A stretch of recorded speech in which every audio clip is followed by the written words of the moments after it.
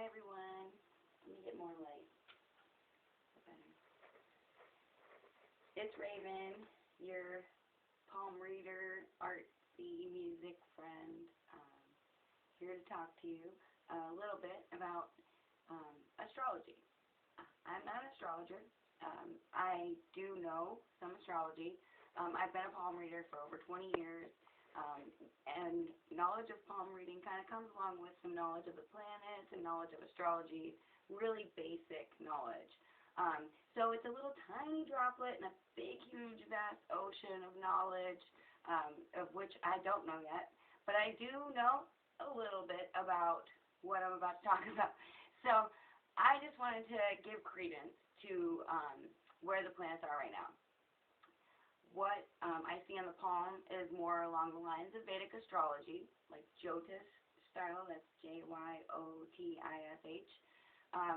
If you'd like to know more about that, you can look on KRS channel. He's really great about sharing content that it really explains Jyotish Vedic astrology for people from beginning, from people that know nothing right off the bat. So what I wanted to talk about today is just I haven't seen many astrologers or anyone really talking about the placements right now. Vedic astrology isn't usually used in a way where you would give a daily horoscope, kind of like in a Western way for a sun chart.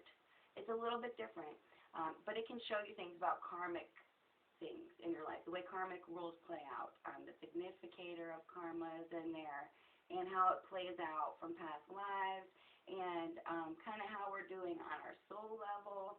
If you're into that kind of thing, is really a lot in the Vedic astrology, and it's not centered around the sun, it's centered around a different middle point in the galaxy of the universe.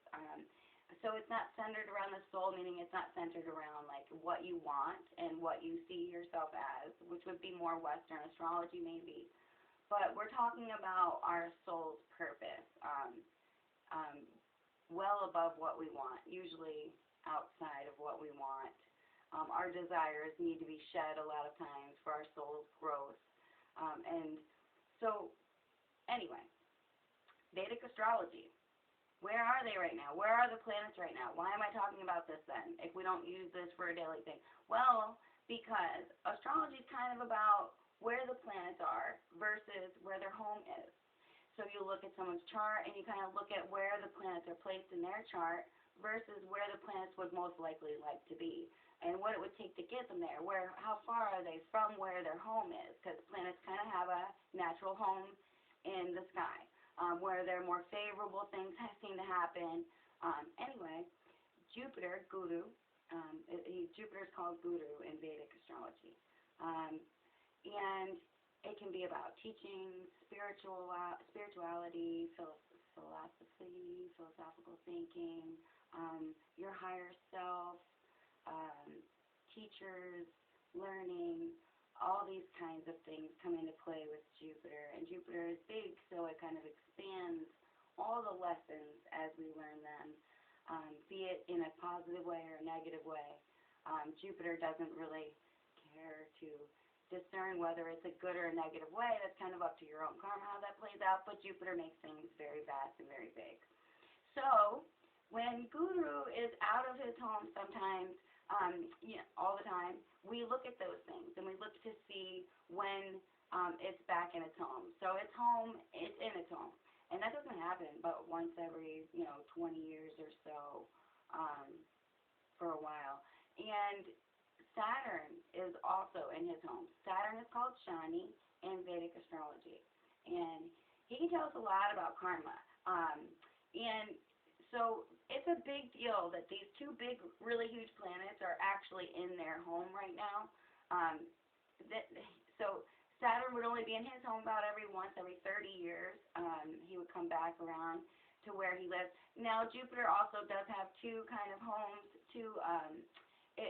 Jupiter loves being in Sagittarius and also in Pisces. And Saturn likes to be in Aquarius and Capricorn. So it has come out of a Capricorn era, and Saturn is now in Aquarius. And that has a lot to say about our lessons.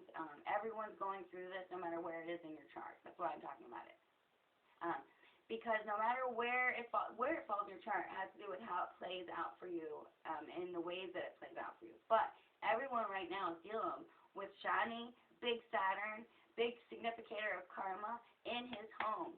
He has worked 30 years to go around and come back to this. This is the home that's not the home where he starts out the significator of karma, but this is the end of it. So this is where we're going to be reborn. We're going to be reborn in so many new ways. And we're like the little baby kind of being like, sit there and think about what you've done, whether it be good or bad. Saturn is very slow. He's the slowest, and he's most like the sun. He's supposed to be like the son of the sun. And he doesn't like, the father and the son don't get along very well. So Saturn is very hot, very slow, very respectful. He teaches us about discipline, practicality. So in these ways, there's a lot of things in our lives that we're just trying to see whether things are practical or not. And then Jupiter is like, but is it spiritual or not? What's the philosophy behind it? And see, all these things that you might have been kind of pushing off and not wanting to think about, like, oh my God, those are mind-blowing concepts. I can't. I have to work. I cannot think about the meaning of life and death and where I might go or any of that right now. I have work to do in this mundane world. Well, with Saturn and Jupiter into their own homes, there's no way anyone can do that. It's time. It's time to look at where we've been and where we're going, no matter who you are. And it's just, I just wanted to give a little bit of validation to everyone who might be wondering, am I alone? You're never alone. I can promise you that. But in karma, we're all being kind of like put through the chrysalis. We are mush. We are caterpillars in mush. And we are about to emerge stronger with a totally different sense of what we believe as our core belief systems. Probably there will be a very huge change in how we think about spirituality, how we think about ourselves, how we think about what's important, and maybe even what we look up to. Things like that can really change in something like this. So if you feel like you're kind of being hung up and left out to dry and everyone can see your faults and you can see things differently and you don't know what's up and what's down, it's our parents and our grandparents in the sky. So Jupiter and Saturn and the Sun and Mercury are kind of all squished together. Everything, Sun and Mercury are squished between Jupiter and Saturn right now in this beautiful dance of karma. And as this plays out, this can be tough. We feel like ourselves, our soul is kind of being squeezed and being stared at. And you are being watched from a higher power, if you believe something like that. At the very least, you're being watched by your higher self, okay? So you feel that right now, being juxtapositioned between these two huge planets in their home and about to emerge from them. So when they emerge anew and to start this whole cycle again. And we are reborn in this. And with Venus and Aries, you can feel a little selfish right now. It can feel like people can't hear you or you can't hear people with Mercury and the Sun the way it is. But your love of beauty is going to get you through this. Your uncomfortable feelings are turning into growth.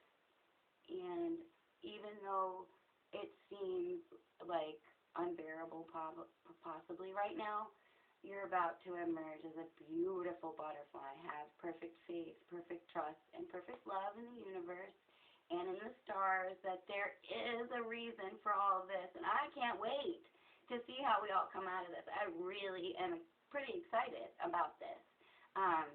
And that's why I just wanted to make this video, because I just haven't heard anybody really talking about Saturn and Jupiter being in their home and then coming out and into the new cycle. And Western astrology is actually a little bit ahead of Vedic astrology as far as what signs it's in and stuff like that. So you know, if you're following Western astrology, then we're already emerging, and with Jupiter in Aries. So I also want to talk about really quickly, I'm sorry, this is getting long, but Mars and Gemini really can show you the other side of things.